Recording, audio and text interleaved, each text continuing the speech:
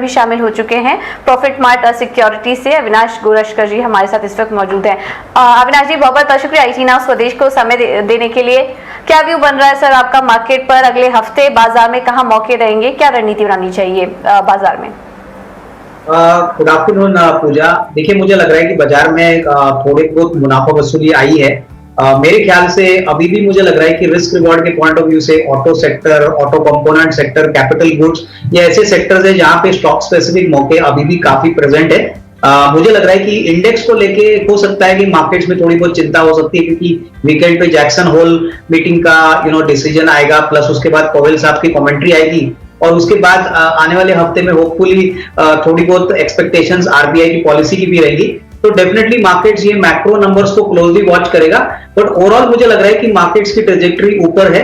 जब तक FIIs की लिक्विडिटी बरकरार है, इंडियन मार्केट्स में लिक्विडिटी आती रहेगी, तब तक मुझे लग रहा है कि ये बाय ऑन डिक्लाइन वाला मार्केट होना चाहिए। तो स्टॉक स्पेसिफिक अप्रोच लेकर के रखिए। हालांकि इंडेक्स में आपको थोड़ी बहुत नियर टर्म में वॉलेटिलिटी देखने को मिल सकती है।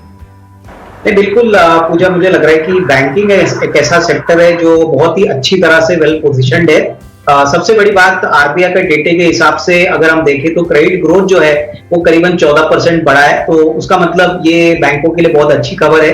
तो सरकारी बैंक्स में हमको लग रहा है कि SBI, उसके बाद फेडरल बैंक, कैनरा बैंक, उसके बाद बैंक ऑफ बड़ौदा, ये सारे जो स्टॉक्स है हमको लग रहा है कि अभी भी रिस्क रिवॉर्ड काफी अच्छा है। अगर बैंक ऑफ बड़ौदा की बात करें तो एसेट क्वालिटी का आंकड़ा काफी कम हो चुका है, लोन बुक ग्रोथ भी काफी अच्छी है।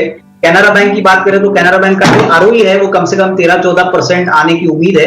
तो मुझे लग रहा है कि ये सारे स्टॉक्स अगर किसी को 6 to 12 मंथ्स के नजरिए से खरीदना है तो अच्छी खासी कमाई होगी, प्रोवाइडेड यहाँ पे कोई नेगेटिव सरप्राइज इंटरेस्ट रेट पे RBI ना दे। अनुमान है कि आने वाली पॉलिसी में 50 बेसिस पॉइंट की हाइक आएगी, और उसके बाद इन्फ्लेशन जब पीक आउट होगा तब बैंकों के लिए और भी अच्छी तरह से ग्रोथ की पॉसिबिलिटीज आएगी। तो net definitely by on decline का मामला है। अगर कोई भी स्टॉक्स में अच्छी करेक्शन आती है बैंकिंग में, तो खरीदने के लिए इन्वेस्टर्स को तैयार होना चाहिए। पूजा, मुझे लग रहा है कि सबसे बड़ा जो न्यूज फ्लो AGM पे देखेंगे वो मेरे ख्याल से 5G को होगा। 5G के ऑप्शन में रिलायंस ने काफी बड़ा अमाउंट इन्वेस्ट किया है। तो 5G रोल आउट कब होगा, इसका इम्पैक्ट कंपनी के ऑपरेशंस पे कितना जल्दी आएगा, ये बहुत इंपॉर्टेंट कमेंट्री पॉसिबली AGM में आएगी, और जो काफी इंपॉर्टेंट रहेगा रिलायंस के टेलीकॉम के बिजनेस के लिए। और ऑयल एंड गैस के बिजनेस के लिए जो पहले ऑयल टू केमिकल्स का जो डाइवर्समेंट प्लान किया था आरोमोको के साथ, शायद वहां पे भी हो सकता है मार्केट एक्सपेक्ट करेगा कि अभी तेल की कीमतें वापस बढ़ी है, तो यहाँ पे कोई अपडेट कंपनी देती है कि नहीं। और फाइनली रिटेल के बिजनेस पे हालांकि ऐसा भी माना जा रहा है कि इसका पूरा डाइवर्समेंट या IPO का रोड मैप नहीं देंगे, लेकिन डेफिनेटली कहीं ना कहीं कुछ हिंट दिया ही जाएगा कि ये कभी डाइवर्समेंट होगा, इसकी अनलॉकिंग कभी होगी। तो ये सारी चीजें मेरे ख्याल से रिलायंस के शेयर के लिए काफी इंपॉर्टेंट भी है। तो सोमवार के AGM के बाद आपको डेफिनेटली अच्छी खासी अपसाइड देखने को मिलेगी।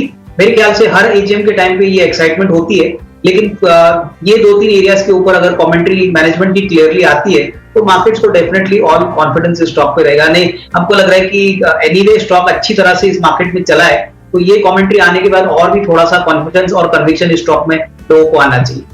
अविनाश, अब वापस से आपके पास आएंगे। आपकी तरफ से कुछ और निवेश के लिए कुछ पिक्स आपकी तरफ से? बिल्कुल, इनफैक्ट पूजा, हमारे पास 2-3 इन्वेस्टमेंट ग्रेड काउंटर्स है। पहला जो स्टॉक है वो ऑटो कंपोनेंट में गैब्रियल इंडिया रहेगा। हमको लग रहा है कि करंट प्राइस पे डेफिनेटली रिस्क रिवॉर्ड काफी अच्छा लग रहा है। ये एक मार्केट लीडर है शॉक एब्जॉर्बर्स में, करीबन 40% रिप्लेसमेंट मार्केट में ये कमांड करती है।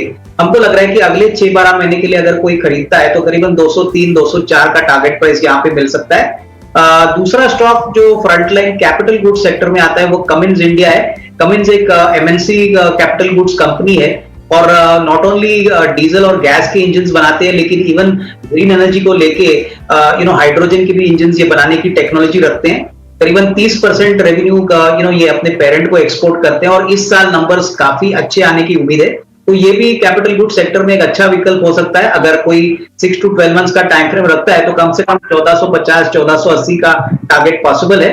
और तीसरा स्टॉक पूजा, हमको लॉजिस्टिक्स स्पेस में ऑल कार्गो लॉजिस्टिक्स है। हमने आपके चैनल पे पहले भी ये स्टॉक रेकमेंड किया था। इस स्टॉक में अभी तेजी पकड़ी है, अच्छी तरह से स्टॉक भागा है, लेकिन अभी भी हमको लग रहा है कि रिस्क रिवॉर्ड काफी अच्छा है। करीबन 338 का रेट चल रहा है। इस साल कंपनी कम से कम 1050-1100 करोड़ का प्रॉफिट रिकॉर्ड करेगी। और जिस प्रकार का इनका ऑपरेशन यूरोप में है, यूएस में है, प्लस गटी के ऑपरेशन इनके अंडर है, तो हर तरीके से ग्रोथ इंजन स्ट्रांग है। तो ये अगर साल भर का नजरिया कोई रखता है तो कम से कम 420-425 का टारगेट प्राइस पॉसिबल है। तो ये 2-3 स्टॉक्स ऐसे बाजार में इन्वेस्टर्स को जरूर मीडियम टू लॉन्ग टर्म के लिए